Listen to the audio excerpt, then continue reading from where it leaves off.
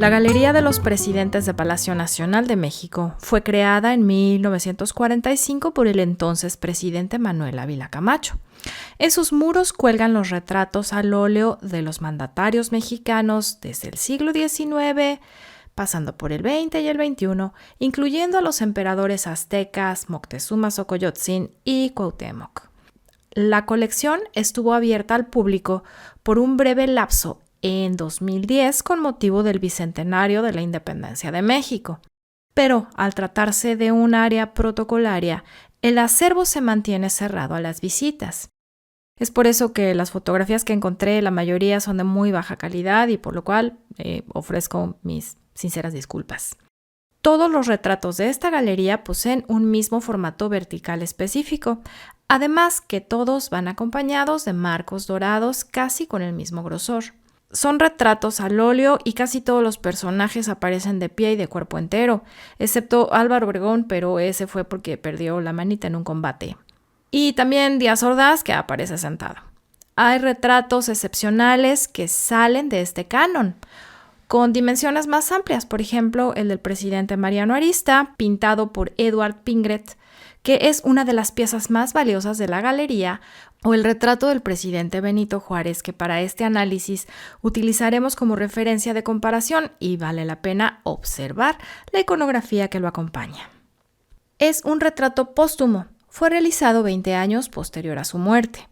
El estilo del cortinaje es muy usual en la pintura del siglo XIX, dejando mostrar el paisaje en lontananza. El pergamino que se descuelga de la mesa y que Juárez señala con mucha elegancia hace referencia a las leyes de reforma promulgadas entre 1855 y 1863, mientras la mano izquierda sujeta un guante blanco que simboliza la limpieza de las acciones que debe tener el servidor público.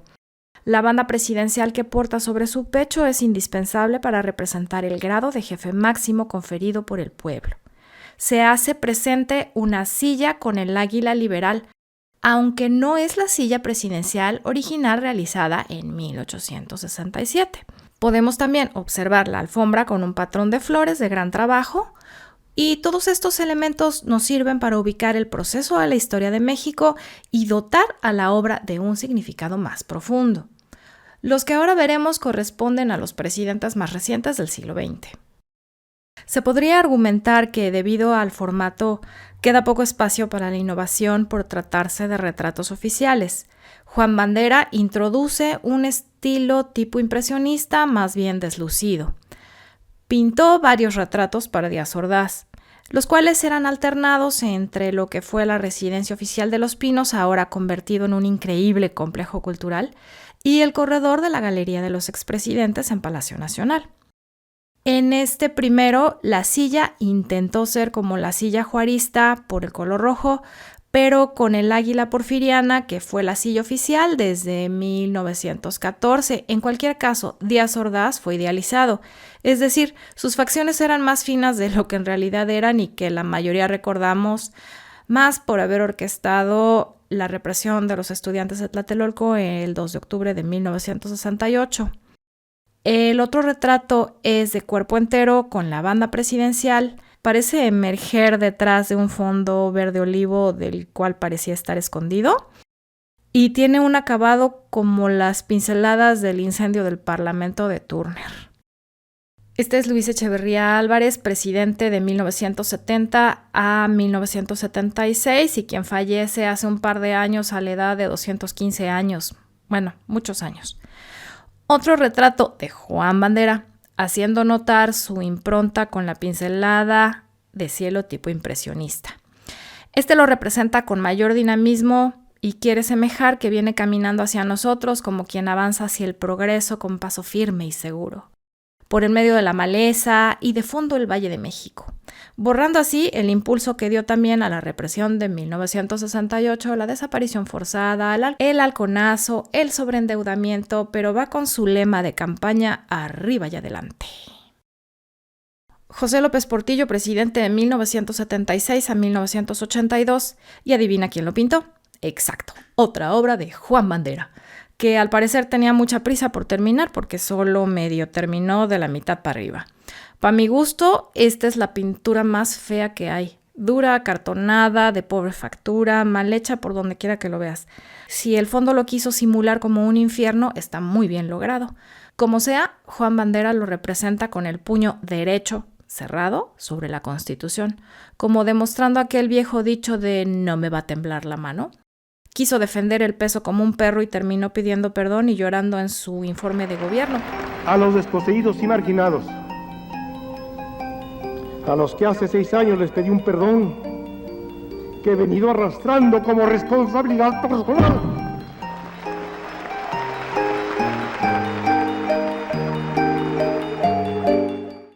Aparte de causar la peor devaluación de México, crisis económica, inflación, la mayor deuda externa, la caída de los salarios, la expulsión de miles de mexicanos que tuvieron que salir del país para buscarse una vida y tener un secretario de Seguridad Pública que corrompió todo el sistema llamado el Negro Durazo, y era su compadre. Otro par de obras pintado por Juan Bandera, por supuesto, de Miguel de la Madrid, presidente de 1982 a 1988, que también alternaba entre Los Pinos y Palacio Nacional. Este retrato se le observa de pie con la banda presidencial sobre un fondo brumoso, que recuerda el temblor del 85 o quizás es el fondo brumoso de otra devaluación o del modelo económico del neoliberalismo recién estrenado para esa época. Fue quien comenzó a trabajar el terreno para el siguiente sexenio, que se llevara a cabo la desmantelación del Estado, la desincorporación de las paraestatales a través de su remate. No pude conseguir una mejor resolución de foto, pero en cualquier caso no podemos más que pensar en la triste mirada que parece enfocar en la lejanía. No porta ningún atributo, porque no lo tiene. Solo podemos apreciar el tamaño de los pies, que es en extremo pequeño. El otro retrato, que también es de Juan Bandera, le echó un poquito más de ganas, de igual manera de una pobre factura, aunque los rasgos personales sí son un poco más parecidos. Si bien aparece con una pose clásica, no es el único que aparece en el lienzo. Posa su mano sobre una mesa y en la otra porta un librito que hubiéramos deseado fuera la Constitución, pero es demasiado pequeño. Para este retrato, Juan Bandera incluyó a personajes históricos que vienen flotando desde el fondo: Benito Juárez, Hidalgo, Madero y Carranza. A mí, la verdad, me da la impresión por su mirada que está percibiendo las voces de estos personajes como San Francisco recibiendo los estigmas, pero creo que no entendió nunca lo que le decían. Salinas de Gortari, que ocupó el cargo de 1988 a 1994, hay 2 obras de igual manera y como era de esperar. Una es de Juan Bandera. Estas de las últimas obras, y de verdad ya las pinceladas se ven que van al chingadazo, y queriendo ser más abstracto, con 3 líneas intentó hacer un águila. De igual manera cobró por una mano más pequeña que la otra. Más que ademán político es como un mami soy tu vaquero, mami soy tu vaquero. Según la interpretación de Juan Bandera, el telón del cuadro es la propia bandera mexicana, la cual es señalada por el presidente, indicando de esta manera que a quien sirve es al país, o más bien del que se sirvió fue del país. De esa no tenemos noticia de dónde se encuentra, porque la que actualmente se exhibe en el corredor de los presidentes se ve frente a la silla presidencial y apoya el puño derecho sobre la Constitución. Una vez más el discurso como el de López Portillo con aquello de la ley es la ley. Y por eso Salinas, para poder llevar a cabo la privatización de los bancos, las telecomunicaciones, el petróleo, los energéticos, hizo más de 60 reformas a la Constitución. De esta pintura no se tiene el dato de quién la pintó y seguramente no es de Juan Bandera porque el trabajo parece haberle favorecido físicamente y un poco mejor terminada. Y como dato adicional, el expresidente de México ya adquirió la nacionalidad española. ¡Ole! Zedillo gobernó de 1994 al 2000 y encontramos otro pintor favorecido llamado Santiago Carbonell, nacido en Quito, Ecuador, radicado en Barcelona y en algunos años vivió en México. Un pintor con gran maestría para el hiperrealismo, de tal manera que aquí perdió toda seriedad para un retrato presidencial. Ya no tiene la banda presidencial, el pantalón lo tiene desajustado y le queda ligeramente largo. Mira a través de la ventana en pose de introspección o de estar tomando la decisión más compleja de toda su vida. Es una obra con un decorado austero en extremo, tan extremo que solo quedó una jarrita con agua a medio llenar, así como nos dejó a todos después de pasarnos las deudas de unos cuantos, a todos los mexicanos, y que pagaremos hasta el año 2047, tú, yo, tus hijos, los hijos de tus hijos. Gracias a él conocerán lo que es el Fobaproa, sin pensiones y sin fondo de retiro, claro. Mientras tanto, este retrato está valuado en 1.830.000 pesos actualizados al día de hoy. Fox, presidente de 2000 a 2006, otro que no lleva la banda presidencial y que tiene la mano izquierda dentro de uno de los bolsillos de su pantalón. Un retrato gris y borroso como todo él. Este fue realizado por otra pintora española, Nati Cañada, quien le ofreció pintarle 3 retratos y solo cobrarle uno, cosa que nunca sucedió porque hasta el momento no hay constancia de que se le haya pagado. La autora aseguró que acudió al inicio de la administración de Calderón para que saldara la deuda del expresidente, pero nunca recibió respuesta. José María Morelos y Pavón, uno de los padres de la patria, en 1812 redactó Los Sentimientos de la Nación, donde estableció que el pueblo es el único soberano, donde también se consagraron los derechos de la libertad de expresión, la libertad de prensa y el derecho al trabajo. En él también planteó la independencia total, de romper con el vínculo con España, y retomó los principios constitucionales de igualdad, soberanía y los derechos del hombre. Calderón decidió posar dicharacheramente como si estuviera en una conversación muy amena con el busto de Morelos. Otra obra del nuevo pintor favorecido, Santiago Carbonell, con un buen manejo de luz que ilumina desde arriba la frente de Calderón, lo retrata tan hiperrealistamente que hasta le da cierta tonalidad alegre a la forma de la nariz.